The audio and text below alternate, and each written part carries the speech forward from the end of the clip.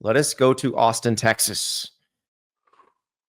This Clemson, Texas game is, I feel like it's either the most shocking result of the first round or it is a 40-15 Texas win. Texas is an 11.5 point favorite in this game. I'm trying, like, I see a path for Clemson to win it. It probably involves a meltdown by the Texas offense. Is Clemson's defense good enough, though? Like, because we've seen Georgia's defense do this to Texas's offense. But can Clemson do it? This is a lot of points. So that's the thing that jumps out to me the most. But let me ask you it this way, Andy. Which unit is the most no doubt about it unit coming into the game? Texas defense. Right? 100%. So I have my thoughts and my fears about Texas's offense. I think what we saw against Georgia is who they are. Okay. Yep. Like if you are, I'm seeing in the chat here some like, oh yeah, Texas by 1,000. It's like, you think they're going to score 1,000? You think they're going to go score 45 in this game all of a sudden? But I can see it. Here's my thing, Ari. I can see it playing out similarly to the Clemson-Georgia game at the beginning of the season. I do think Clemson's offense is better than it was at the beginning of the season. But I can see it mostly being played on one side of the field because Texas's defense is so dominant. Even if Texas's offense is... Because remember, Georgia's offense was not very good in the first half of that game. Clemson just got worn out because they had to keep defending their own territory over and over again. Yeah. So I also could see a game like 20-6 where, you know, Texas's offense is what it is. They score just enough because they're not going to get shut out, right? They're going to, like, even against Georgia, what do they score? No, they have playmakers. They're going to score. The only thing I worry about, and this is where I see the path to Clemson winning, is if you, like, we were at the Texas and Texas A&M game.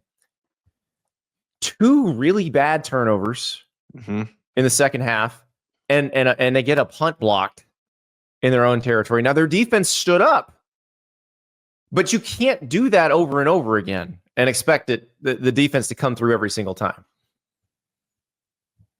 Yeah, because but as much as we want to like talk negatively about Texas's offense, like Clemson has also shown spurts, not just this year, last few years of like offensive inefficiency for long periods of time. Like the Louisville game, for instance, this year was not a pretty offensive performance.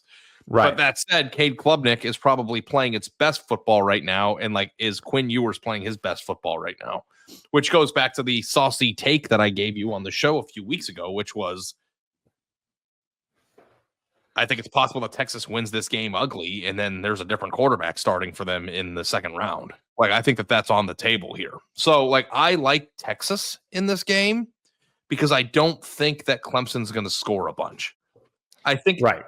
But I also like the under because I don't think Texas is going to score a bunch. Like, I think this game could be like 27-13 or something. Yeah, 51.5 feels high for this. Like, because like even if Texas dominates, like the way Texas would dominate, a dominant win for Texas probably is like a 30-6 game, which would be 15 points under the total. Right. Like, I don't see Texas winning this game 44-24. You know what I mean? Like, yeah, like somebody in the chat says 24-10. Like, I think that is on the table. An 11.5 points seems like a lot to lay when your offense is struggling or isn't as explosive as it should be. But if your defense doesn't allow the other team to score much, you don't have to score that much to cover that spread. So, I think that a lot of people are going to put their foot in the 11.5 point bear trap. And I think they're going to come up short. Like, I think that Texas is going to cover by playing a great defensive performance and having scored just enough to get past the spread here. So if we're talking, so there's 8 teams playing in the playoff this weekend. There's 4 games, 8 teams. Offenses and defense, 16 units. Is the Texas defense the most trustworthy of those 16? I think it is. Probably. Yeah. That's the one. Like, what game has Texas given up a ton of points in? What game has Texas's defense looked shaky in? Right. I don't think I've seen it yet. And also, too, if you want to like question Texas's schedule, like they're not playing a juggernaut. Like, let's not mistake what Clemson is, right? Like, Clemson has not been very good this year. They've been good by the standard of 85% of the sport, but they have not been like elite good. And they're playing against a team that we've perceived at times this year to be one of the elite good super teams, right? So like my brain hasn't just like gone from like, oh, Clemson stinks to like, wow, they're gonna go beat Texas on the road. Like I'm not there yet. But I also am not 100% bought in on Texas's offensive prowess. So I think it's going to be an ugly game. I think it might be a lot like the Georgia Clemson game, but I don't think that the scoring is going to go off the rails like it did in that game. New sponsor alert. MasterClass. Learn from the best to become your best. And we have a message about one of their new classes, which sounds awesome. You don't need to know everything there is to know about sports in order to win at sports betting. Stop betting blind. Learn how to beat the odds from our team of sharps. As long as there have been sports, there have been people betting on them. This is not luck. It's good strategy, and we're going to show you how. If you're going to get emotional, don't bet against your home team. Never overbet your bankroll. You need to be comfortable with the amount that you bet. An edge is simply having an advantage over the sportsbook. You might find 16 sports books that have the Boston Celtics at 12-1 to win the championship. And then there might be one that's offering 16-1. They may have just made a mistake. Find the best price. It can't be simpler. Find those easy edges and then turn them into profits. The average bettor likes to bet on the favorites and the overs because they like to see things happen. Betting against things happening is where there's historically been a lot more value. Learn about bankroll management, prop bets, The difference between the point spread and the money line. Top-down betting. Handicapping. Money won is twice as sweet as money earned. I'm Rob Pizzola. Nick Kostos. Captain Jack Andrews. Gina Fiore. Rufus Peabody. I'm Joe Fortenbaugh, and this is MasterClass.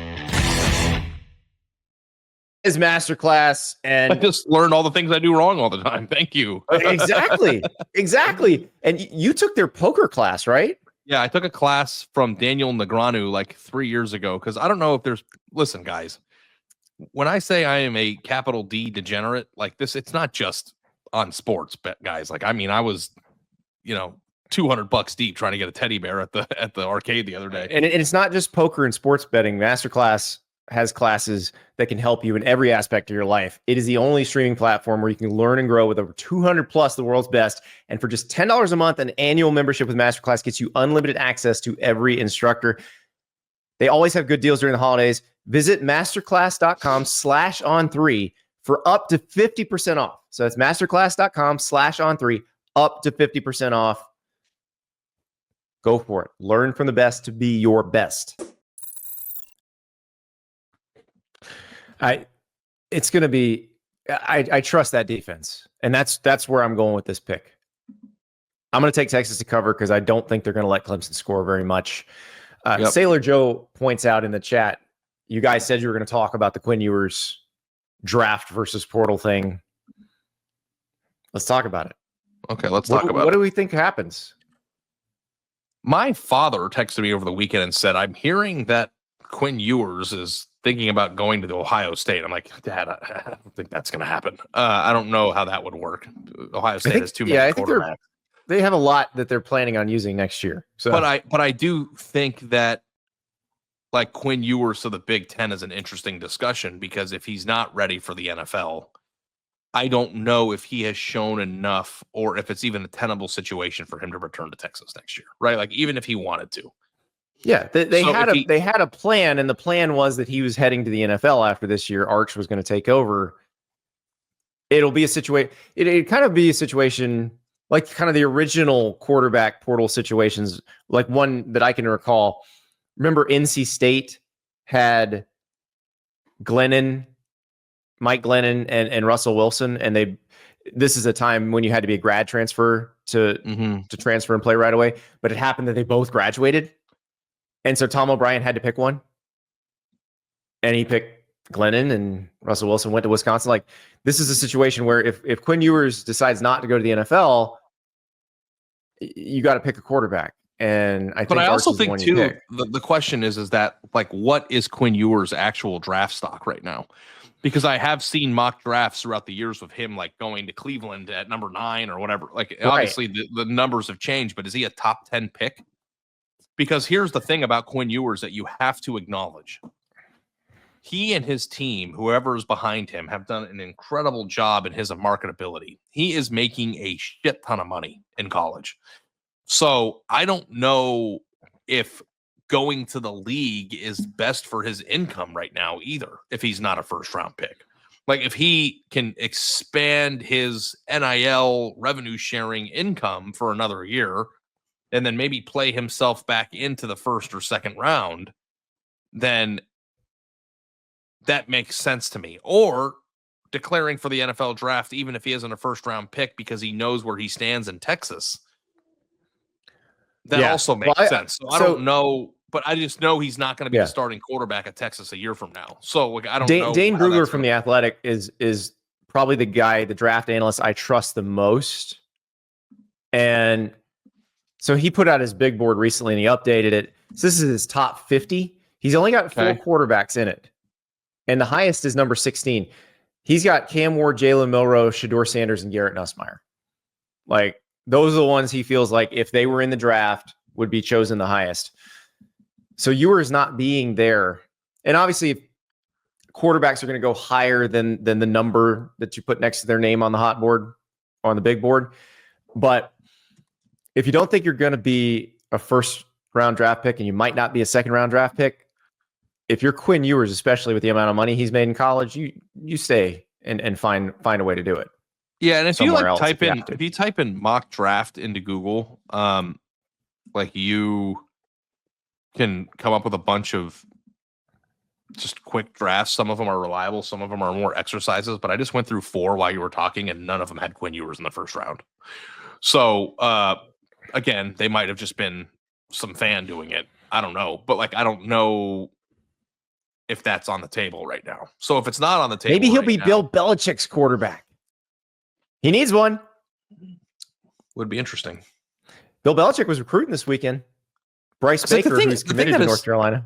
Is so difficult with the Quinn Ewers situation is that he's done a shit ton for Texas. Like Texas is not the same place it was. And I wrote this a month ago that it is now when he took over. Like you remember what Texas was when he went there. And now what it is. Like he has left Texas in a better spot. Now, part of that too, obviously, you can't overlook what Sarkisian has done from a talent acquisition aspect and like actually getting players that are being developed for the NFL draft.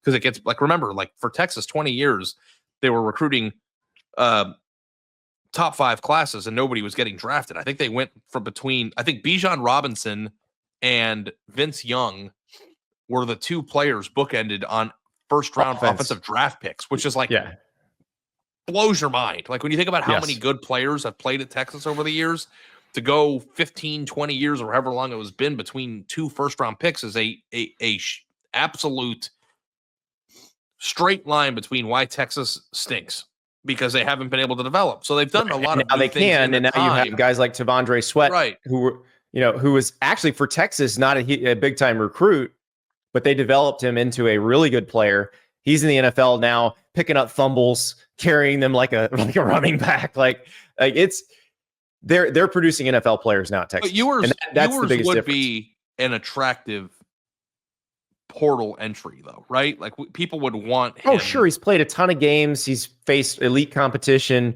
He's been good in big games. Like, yeah, absolutely. So we'll see what happens. Like this game could tell us a lot because your hot take, if your saucy take came true, then we'd probably have some answers on that. I mean, my saucy take just look at the conversation we just had. Like it might not come true, but like it's already kind of true.